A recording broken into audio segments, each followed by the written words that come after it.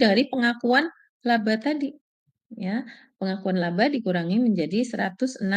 Ini adalah nilai akhir dari laporan konsolidasiannya.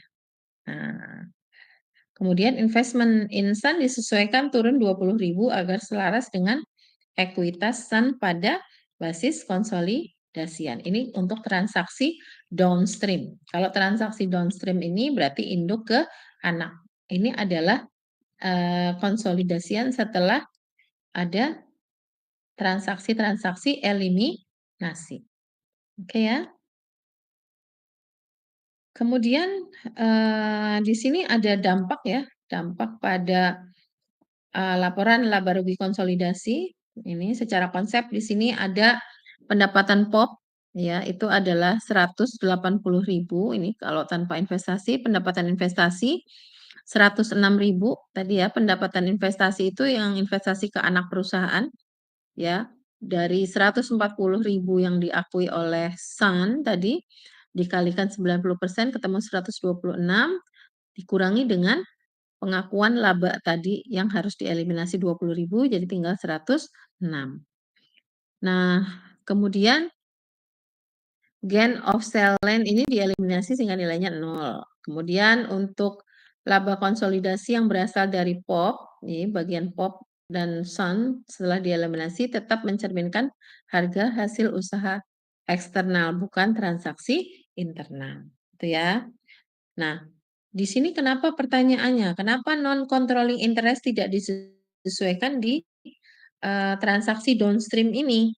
Ya, non-controlling interest itu adalah pihak yang tidak memiliki kontrol terhadap perusahaan. Karena transaksinya downstream, maka laba yang muncul di induk itu bukan di anak. Sehingga non-controlling interest-nya ini merefleksikan porsi kepemilikan atas laba anak. Nah, laba internal 20.000 bukan laba anak.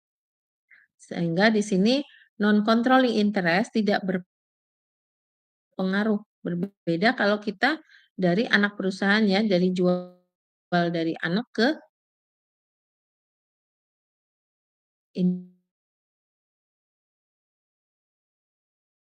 induk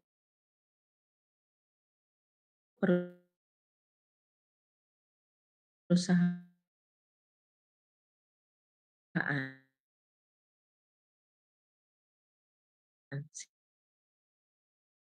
Sehingga di sini ada muncul NCI, non-controlling interest. Maaf, kasus ini belum ke pihak ulangi untuk menjadi anak perusahaan.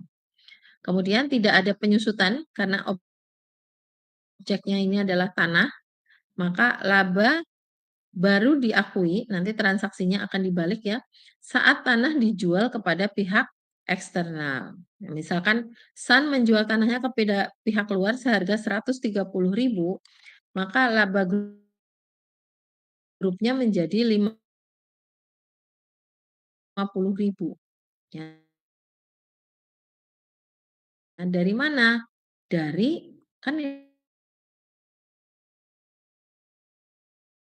laba grup ya, berdasarkan nilai historisnya itu adalah $80.000. Berarti dikurangi biaya historisnya. Biaya historisnya apa? Biaya historis gabungan konsolidasian. Ini kan biaya historisnya kan tadi 80 ini. Nah, 8.000. Nah, ini adalah ya, jadi harga gabungan menghasilkan untung $50.000. Nah, kemudian 20.000 laba internal yang semula ditangguhkan akan diakui ya dibalik pada periode penjualan eksternal penyesuaian pendapatan investasi konsolidasi.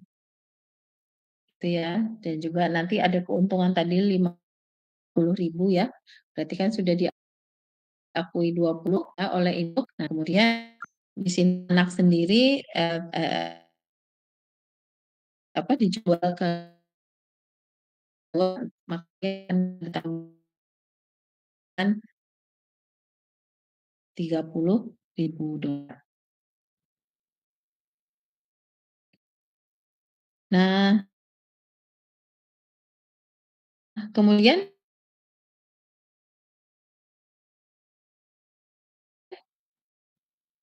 eee, dari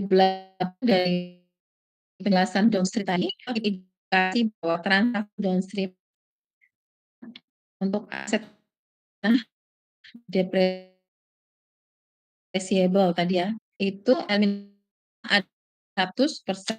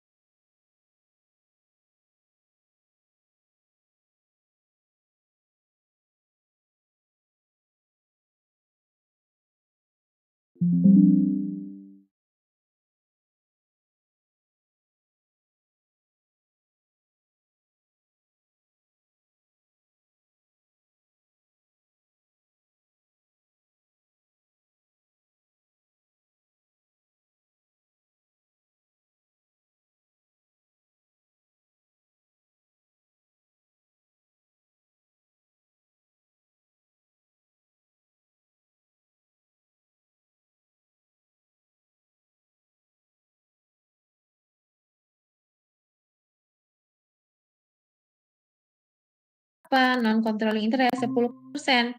Ini akan mengurangi share of subsidiary income milik NCI-nya. Nah, kita akan lihat sama-sama nanti di pembukuannya ya. Nah, di sini ada bagian laba induk 90%, kali 140.000 ya, berarti dia punya 126.000, hitungannya sama ya seperti tadi ya. Nah, kemudian dalam pembukuan POP ya, investment in Sun ini adalah 126.000, kreditnya income from Sun 126.000. Karena laba 20.000 belum terrealisasi, maka 90% atau dari 20.000 ini atau 18.000 harus dieliminasi dari pendapatan investasi POP, gitu ya. Sehingga sisanya 10% kali 20.000 atau 2.000 ini akan mengurangi laba bagian dari non-controlling interest-nya. Nah, entry-nya apa? Yang pertama adalah untuk menghapus laba antar perusahaan, itu adalah tadi sama gain on sale of land 20.000. Ini yang mencatat sekarang anak perusahaan. Kalau tadi induk ya. Land-nya 20.000.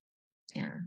Yang ke B ini adalah mengoreksi pendapatan investasi induk dan bagian NCL-nya. Jadi di sini ada investment in Sun 18.000, non-controlling interest-nya 2.000, land-nya adalah 20.000. Nah, kita akan lihat ya di sini bahwa investment in Sun ini bertambahnya hanya 18.000. Karena apa? Karena kepemilikannya berapa? 90%. Ya, investment in Sun berarti ini punya induk ya, sebesar 18.000. Nah, punya anak berapa? Non-controlling interest ada 2.000. Ya, ini juga harus dieliminasi sehingga nilai total keuntungan dari tanah tadi yang naik itu adalah 20.000 karena tanahnya jadi 100.000 ya. Nah, kita akan lihat di sini ya untuk laporan konsolidasiannya di sini. Di sini ada pencatatannya untuk kertas kerja konsolidasinya di sini. Pendapatan utamanya, pendapatan utama dari perusahaan induk kan 180.000. Nah, kemudian perusahaan anaknya 140.000. Maka di sini untuk konsolidasi akhirnya adalah dijumlahkan sebesar 320.000 pendapatan total ya. Kemudian gain on sale of land ini harus dieliminasi. Jadi ada keuntungan penjualan tanah dari dari anak ke induk, itu harus dieliminasi. Jadi, maka dia harus dikurangi tadinya sudah diakui 20.000, makanya dieliminasi 20.000 dikurangi ya, dengan jurnal eliminasi tadi di atas nih jurnalnya. Nah ini, nah, sehingga gain-nya 0 ya, gain-nya menjadi 0 di sini, konsolidasinya 0. Kemudian untuk income dari Sun di sini tetap sama ya, ada 126.000 tapi dia kuranginya bukan 20.000 dieliminasinya, tapi 18.000. Ini bedanya dengan tadi induk dan anak. Kenapa? Karena ada non-controlling interest sebesar 90% tadi, non-controlling interest 10% ya, sehingga sisanya ada 2.000 ya. Jadi di sini ada 18.000 ini adalah kepemilikannya si POP ya. Jadi dia akan mengakui pendapatan dari Sun itu sebesar 18.000. Tapi ini harus eliminasi gitu ya. Nah, ini kan tadi ada jurnalnya juga ya yang dikredit ya. Income from Sun. Jadi ada investment in Sun ya 18.000 ini. Itu jadi dia harus dieliminasi di sini.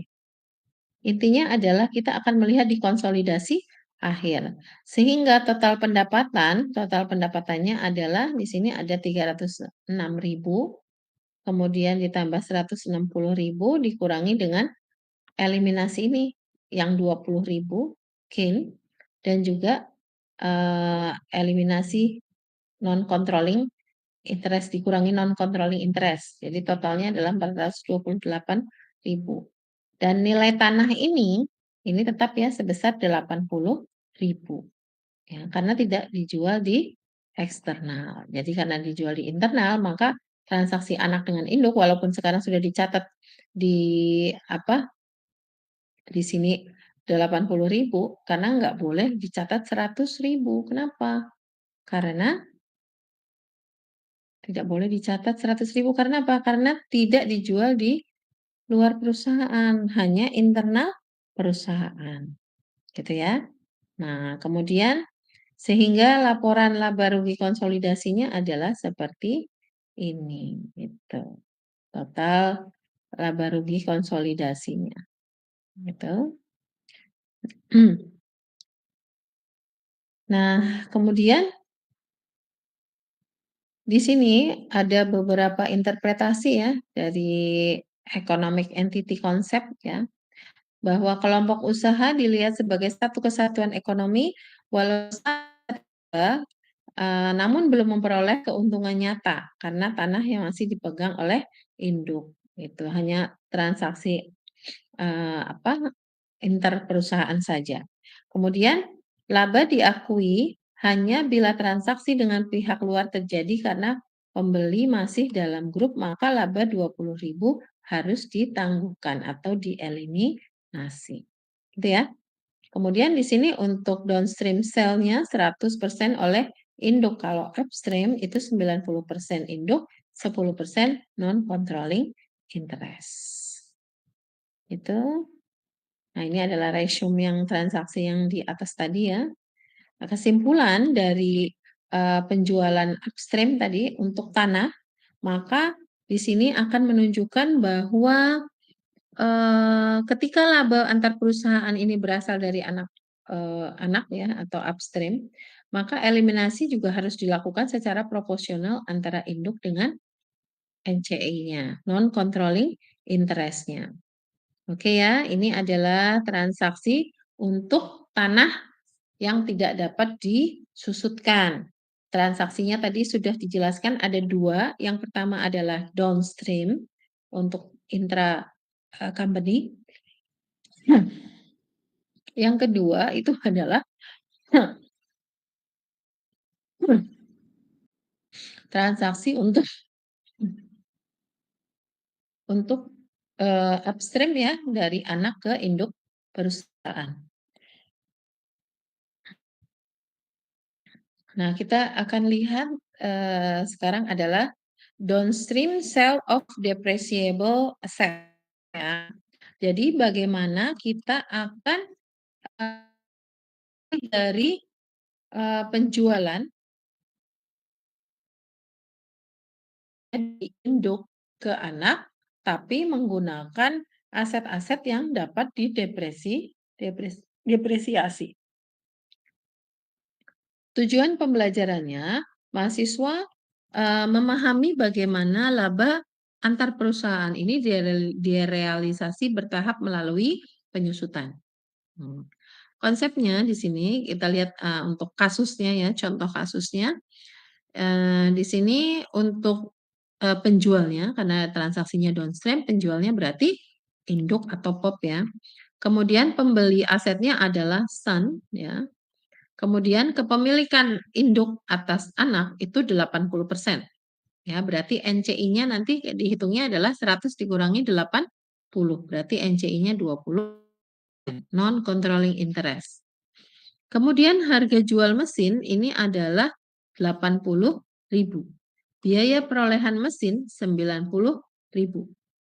Berarti di sini ada harga jual mesin transfer price-nya itu 80.000, harga perolehannya 90, berarti rugi ya. Nah, di sini untuk akumulasi penyusutannya 40.000. Nilai buku book value-nya 50.000. Nah, kemudian laba perusahaan atau unrealized gain 30.000. Sisa umur manfaat mesin 5 tahun. Kemudian penyusutannya adalah garis lurus atau straight line. Nah, untuk analisis awalnya induk atau POP di sini atau PAR ya, atau PAR ini adalah parent. Ini menjual mesin ke anak perusahaan ya, dengan laba 30.000. Labanya 30.000. Kemudian namun mesin masih dimiliki dalam grup ya, laba ini sehingga belum terrealisasi. Oke. Kemudian karena penjual adalah induk, maka seluruh laba 100% dieliminasi tanpa menyentuh non-controlling interest. Ini karena downstream tadi nggak pakai NCI ya. Hmm. Kemudian dan realisasinya akan dilakukan secara bertahap atau piecemealization. Piecemeal itu bertahap ya, sedikit demi sedikit realization. Nah, setelah maka perusahaan akan menyusutkan mesin berdasarkan harga transfernya 80.000, bukan biaya historik ribu. Gitu ya. Ini kan tadi ya, nilai bukunya 50.000. Kemudian di sini harga jual mesinnya 80.000. Oh, ternyata nilai bukunya 50. Jadi di sini ada selisih 30.000 ya. Nah, kemudian di sini untuk anak ya, setelah pembelian ini anak akan menyusutkan mesin berdasarkan harga transfer ini tadi 80.000 bukan 50.000. Artinya penyusutan anak lebih tinggi dibandingkan dengan grup ya. Di sini penghitungannya adalah penyusutan berdasarkan nilai transfer ini 80.000 dibagi 5 tahun. Ya, di sini 5 tahun. Ini karena nilai sisa umur manfaat mesinnya adalah tinggal 5 tahun, berarti di sini 5 dibagi 5. Berarti penyusutannya adalah 16.000 ya. Kemudian tahun. Kemudian penyusutan berdasarkan biaya historis ini adalah 50.000. Kalau biaya historis itu kan nilai buku ya, nilai sisa yang ada di dalam perusahaan itu adalah bagi 5, jadi 10.000. Selisih penyusutan ini adalah 6.000 per tahun. Jadi di sini ada selisih penyusutan karena dia akan menjual ya 80.000 sementara umur buku dari mesin itu adalah hanya 50.000. Nah, karena di sini menggunakan nilai sisanya adalah 5 tahun yang karena barangnya disusutkan, maka dia juga akan dinilai per tahun. Nah, sehingga penyusutan per tahunnya untuk biaya historis grupnya ini sebenarnya adalah 10.000, kemudian berdasarkan nilai transfernya, nilai transfernya adalah 16.000. Nah, selisih ini dianggap realisasi bertahap atas laba antar perusahaan.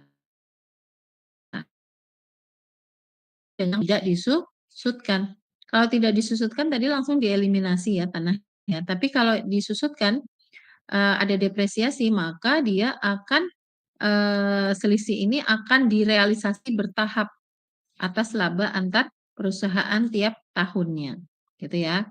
Nah, jurnal eliminasi konsolidasiannya ini di tahun 2016 ini untuk menghapus laba antar perusahaan ini adalah gain on sale mesin ya. Jadi mesinnya keuntungan penjualan mesin 30.000, kreditnya adalah mesin. Ini untuk mengeliminasi penjualan. Kemudian yang B internal pada laba investasi induk ya. Jadi di sini eh, pendapatan di sini untuk pendapatan dari anak. Pendapatan dari anak 30.000, kemudian investasi ke anak 30.000. Ini. Nah, dua entry ini sama seperti aset yang tidak disusutkan tadi. Hanya saja bentuk aset disusutkan, maka penyesuaian setiap tahunnya. Nah, untuk tiap tahunnya bagaimana penyesuaiannya? Ini ya. Untuk jurnal tahunannya dari 2017 hingga 2020 karena ini 5 tahun, maka setiap tahunnya maka dia akan mencatat eliminasinya adalah investment in subsidiary 6.000, investment from subsidiary 6.000. Setelah 5 tahun maka seluruh labanya ini akan dapat direalisasi secara penuh ya. Menjadi totalnya adalah 30.000, 6.000 kali. Bagaimana untuk melihat kertas kerja konsolidasinya? Ini seperti ini. Ini fokus di sini ya. Sales revenue 180.000 di sini, totalnya 320 ya. Nah, induknya 180, anaknya 140, kemudian ada, pengakuan keuntungan dari, induk ke anak ya.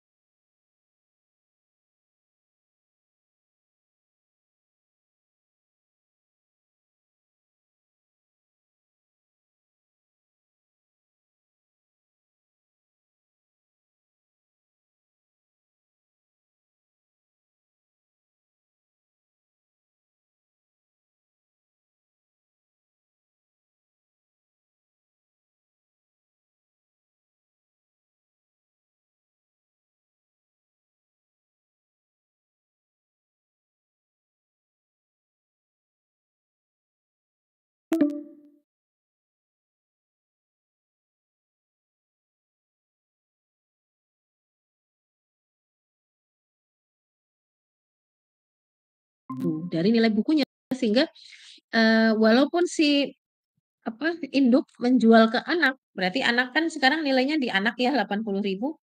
Nah, 80.000 ini nggak boleh diakui di laporan konsolidasi akhir, karena bukan merupakan, apa, bukan merupakan transaksi dengan pihak luar, sehingga nilai realnya itu sebenarnya adalah nilai buku yang ada dari mesin tersebut.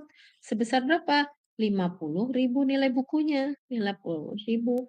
Sehingga perlu jurnal untuk melakukan eliminasi, gitu ya. Nah, sehingga laporannya akan, apa, terlihat seperti ini. Nah, ini untuk total laba konsolidasi grup ini 304.000, dihitung dari ini, laba induk, kemudian ada ditambah bagian laba induk atas anak, tadi ya, induk atas anak berarti 140.000 kali 80%, 90%, kemudian dikurangi laba antar perusahaan yang belum direalisasi, kemudian laba konsolidasian induk, kemudian ditambah dengan NCL-nya 28.000 sehingga nilai total konsolidasi grup adalah 304.000. Nah, laba 30.000 yang hilang sementara akan direalisasi perlahan seiring penyusutan mesin. Ya, jadi di sini untuk mesin ini akan dilakukan depresiasi ya, penghitungan depresiasi per tahunnya, sehingga nanti pada tahun kelima depresiasinya itu akan mencapai 30.000 gitu. Itu adalah untuk transaksi downstream ya. Jadi di sini, interpretasi dari, apa, hasil downstream untuk transaksi yang aset yang dapat disusutkan adalah, di sini grup dipandang sebagai suatu entitas, walaupun induk mengakui laba penjualan mesin, secara grup belum ada keuntungan karena masih dipakai oleh anak perusahaan. Kemudian pada setiap periode, bagian laba antar perusahaan diakui seiring manfaat ekonomi, ya. Jadi akan direalisasi dengan penyusutannya. Kemudian labanya tidak dihapus sekaligus, tetapi diakui secara bertahap selama umur aset, tersebut dan setiap tahun selisih penyusutannya dianggap sebagai realisasi bagian laba. Nah, karena di sini transaksinya downstream, tentu saja tidak ada, apa, laba internal, sehingga seluruhnya adalah milik induk dan di sini untuk eliminasinya ini tidak membandingkan dengan NCI-nya karena dianggapnya 100%, gitu ya. Oke, kemudian kesimpulan dari, penjualan downstream untuk aset yang dapat disusutkan, maka di sini laba antar perusahaan ini dihapus pada tahun penjualan, kemudian akan direalisasi sedikit demi sedikit seiring dengan penyusutan aset tanpa mempengaruhi non-controlling interest karena arah transaksinya adalah dari induk ke anak atau downstream. Nah, yang terakhir ini adalah upstream ya, upstream untuk, aset yang dapat di, mmm didepresiasikan. Jadi di sini tujuan pembelajarannya mahasiswa mampu menjelaskan perlakuan eliminasi upstream sale atas aset yang disusutkan dan pengaruhnya terhadap non-controlling interest. Nah, contohnya ini contohnya mirip ya dengan yang tadi, hanya ini dari sisi anak ke induk untuk transaksi yang dapat disusutkan. Ya, tadi sama ya. Tadi ada transaksi yang tidak dapat disusutkan antara downstream dan juga upstream. Nah, sekarang kita melihat transaksi yang dapat disusutkan untuk downstream dan sekarang ini adalah menjelaskan yang upstream. Nah, di sini untuk upstream, di sini ya, kita lihat penjualnya adalah Sun, pembelinya adalah POP, kepemilikan POP atas Sun 80%, harga jual truknya 12.000, kemudian biaya perolehan 14.000, akumulasi penyusutan 5.000, nilai buku 9.000, laba antar perusahaan 3.000, sisa umur manfaat 3 tahun, nilai residunya 3.000, metodenya garis lurus. Nah, ini nanti juga sama ya. Untuk eliminasi tadi sama. Untuk mengapa harus dieliminasi? Karena Sun ini adalah menjual kepada POP dengan laba 3.000, tapi dilakukan internal perusahaan. Sehingga asumsinya asetnya itu masih ada di dalam grup. Dan grup belum memperoleh keuntungan dari eksternal, kecuali apabila di sini dijual kepada pihak eksternal. Nah, jadi laba 3.000 dianggap belum terrealisasi dan harus dieliminasi proporsional dengan kepemilikan. Tadi kenapa ya ada 3.000 selisihnya? Harga jual truknya itu adalah 12.000. Nilai bukunya adalah 9.000. Sehingga selisihnya adalah 3.000. Ini yang akan nanti dieliminasi. Nah, di sini aturannya di sini untuk induk adalah memiliki 80% ya dari anak ya, asetnya anak, sehingga bagian laba yang harus dieliminasi adalah sebesar 3.000 kali 80%, sebesar 2.400. Nah, NCI-nya berapa? 20% kali 3.000, hasilnya adalah 600, sehingga totalnya 3.000. Nah, kemudian penghitungan realisasinya ini juga akan bertahap ya, seperti tadi menggunakan depresiasi. Karena di depresiasi 3 tahun, maka nilai laba yang belum terrealisasi ini akan dibagi 3. Sehingga realisasi per tahunnya adalah 1.000 per tahun. Jadi setiap tahun $1.000 laba ditangguhkan akan direalisasi melalui penggunaan aset penyusutan yang ada di grup. Itu ya, disusutkan. Nah, perhitungan untuk laba investasinya ini adalah laba bersih Sun ya 140.000 dikurangi 3.000 ya. Ini yang unrealized ya. Kemudian ditambah 1.000 jadi realize-nya 138.000. Kemudian bagian induknya adalah 80% kali 138, maka hasilnya adalah 110.400. NCI-nya 20% kali 138. Gitu ya. Kemudian untuk jurnal eliminasi konsolidasinya ini sama tadi gain on sale of equipment, kalau tadi tanah, sekarang kita ke equipment ya. Transaksinya adalah peralatan, ini truk ya. Kreditnya adalah truk sebesar 3.000. Nah, kemudian ada transaksi, ada jurnal lagi untuk menyesuaikan pendapatan investasi induk dan bagian dari non-controlling interest-nya.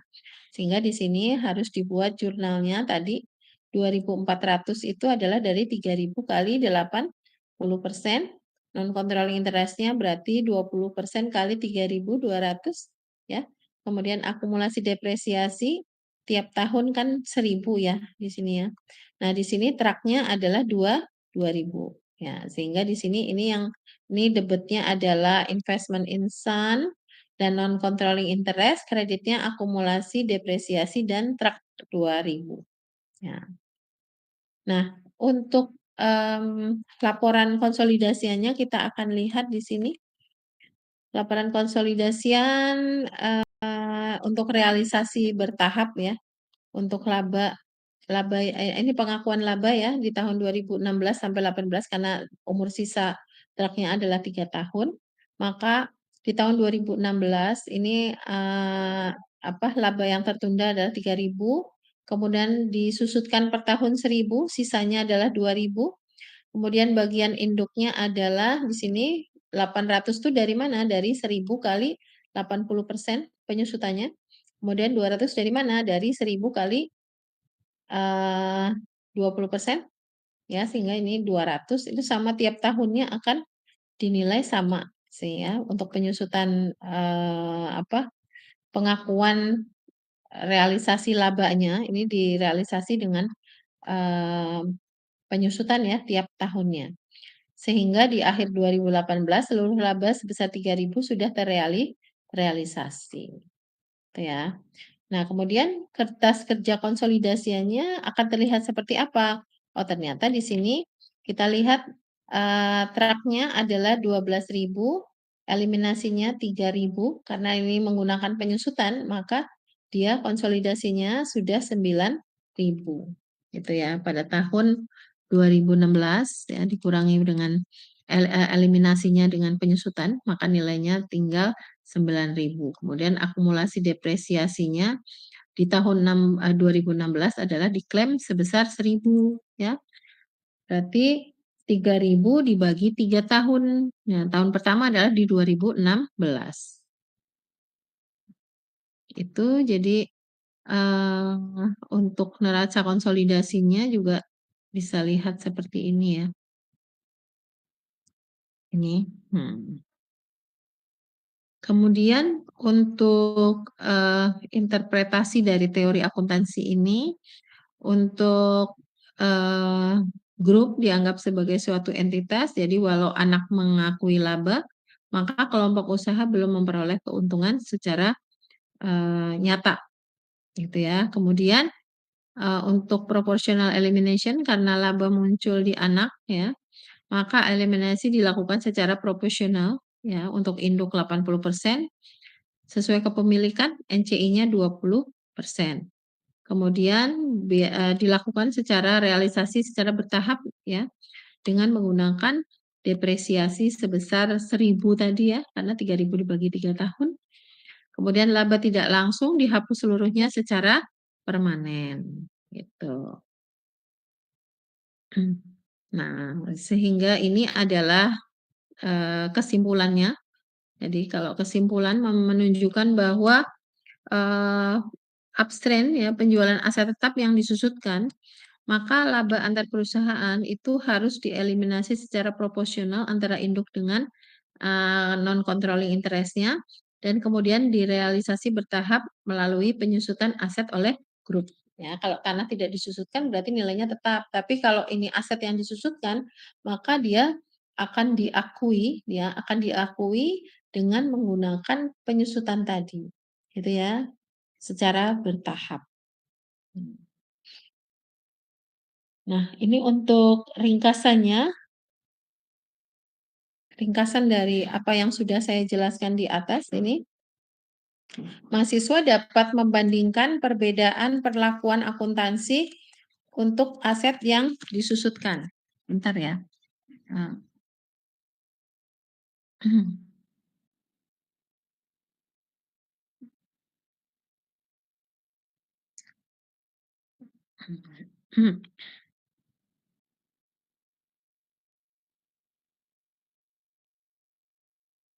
Saya izin sebentar.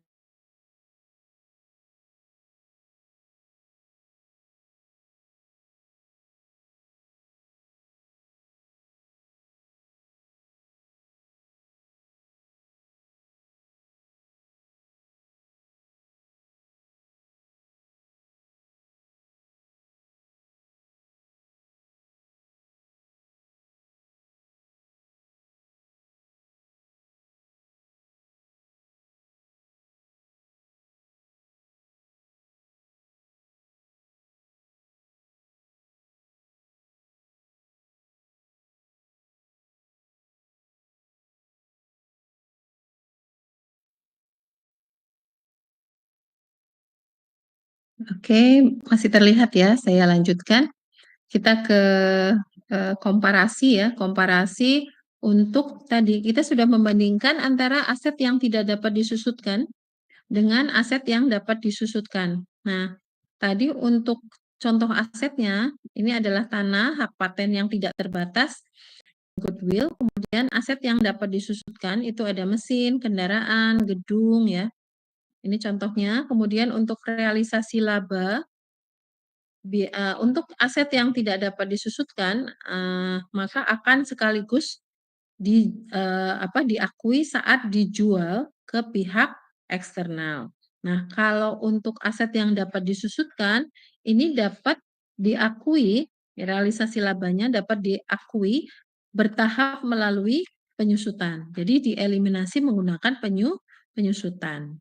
Diakui sebagai labanya, realisasi laba. Tapi kalau khusus untuk tanah, itu harus melalui penjualan ke pihak eksternal. Kemudian untuk sumber realisasi labanya, ini adalah penjualan ke pihak luar. Ini kalau direalisasi ini harus dijual dulu ke pihak luar. Kemudian kalau untuk aset yang dapat disusutkan ini menggunakan penyusutan ya. Jadi ataupun penjualan ke luar grup. Jadi kalau ini sudah bisa menggunakan aset yang disusutkan, maka dia bisa realisasinya adalah dengan penyusutan maupun penjualan ke luar perusahaan. Nah, kemudian untuk kebutuhan eliminasi tahunan, ini tidak diperlukan karena tidak disusutkan ya. Di sini, tidak diperlukan kecuali tanahnya ini masih dimiliki. Nah, kemudian kalau untuk yang dapat disusutkan, ini diperlukan setiap tahun menggunakan penyusutan tadi ya. Kemudian untuk arah transaksinya dari induk ke anak ini labanya dieliminasi 100% oleh induk kalau untuk transaksi aset tidak dapat disusutkan. Nah, sementara untuk yang aset dapat disusutkan ini laba dieliminasi 100% juga dan direalisasi bertahap. Jadi ini sebenarnya sama, tapi kalau realisasi untuk, yang tidak dapat disusutkan tanah, itu maka labanya dieliminasi 100% saja, nanti direalisasi setelah dijual keluar perusahaan. Nah, kalau yang ini boleh direalisasi dengan penyusutan. Kemudian untuk arah transaksinya, untuk upstream anak ke induk, ini adalah laba dieliminasi proporsional ya, jadi, 100%. Nah, tapi kalau untuk anak ke di sini 100, ini untuk laba eliminasi ini ada induk plus NCL, maaf. Jadi NCL itu non controlling interest tadi ya. Nah, kemudian laba dieliminasi proporsional dan direalisasi secara bertahap. Nah, kemudian untuk dampak terhadap non controlling interest pada aset yang di sini ya, ini untuk aset yang tidak dapat disusutkan, maka dia terpengaruh hanya pada upstream sale-nya aja. Jadi kalau ada penjualan downstream maka tidak terpengaruh. Ini sama juga untuk yang disusutkan. Kemudian nilai aset dalam konsolidasian untuk yang untuk tanah ya contoh tadi yang tidak disusutkan, maka biaya historis kelompok usaha ini akan ditampilkan di neraca konsolidasi akhir. Tadi yang 80.000 itu merupakan nilai historis dari kelompok usaha, dari nilai totalnya. Jadi tidak diakui 100.000 tapi dia tetap 80.000 sesuai dengan nilai historisnya, nilai biaya historisnya. Kemudian kalau untuk aset dapat disusutkan, biaya historis kelompok usaha dikurangi dengan akumulasi penyusutan konsolidasian. Nah, ini juga ya untuk laba investasi induk, ini akan dikurangi laba belum terrealisasi ya. Kemudian kalau yang untuk disusutkan dikurangi laba belum terrealisasi disesuaikan setiap tahun dengan penyusutannya, depresiasinya. Itu bedanya antara yang disusutkan dengan yang tidak disusutkan. Nah, tujuan eliminasi ini adalah untuk menghapus laba fiktif agar aset mencerminkan biaya sesungguhnya dari induk dan anak tadi. Kalau untuk yang terdepresiasi di sini asetnya untuk menyajikan laba dan aset sesuai dengan nilai historis yang wajar. Nah, sehingga di sini untuk konsep teori ya yang dianut di sini adalah untuk economic entity ya, entitas ekonomi dan prinsip realisasi laba. Ini juga sama, prinsip, entitas ekonomi, realisasi laba dan juga matching principle, matching cost with revenue ya kalau ini ya, untuk yang disusutkan. Kesimpulannya di sini untuk, non-depreciable asset ya, di sini untuk tanah hak paten ini tidak mengalami penyusutan sehingga tidak ada penyusutan, pengakuan laba secara bertahap, kemudian laba antar perusahaan ditangguhkan sepenuhnya sampai aset dijual ke grup, kemudian eliminasi tetap dilakukan setiap tahun sampai aset berpindah ke pihak eksternal. Kemudian jika downstream, maka laba dihapus penuh dari induk dan upstream dihapus proporsional sesuai dengan non controlling interest-nya. Jadi, eee, ini ya, kesimpulan dari transaksi-transaksi di atas. Nah, kemudian untuk depreciable asset tadi mengalami penyusutan, maka laba antar perusahaan dapat direalisasi bertahap ya, melalui penyusutan tadi. Nah, setiap tahun bagian laba dianggap direalisasi sesuai dengan nilai penyusutan asetnya.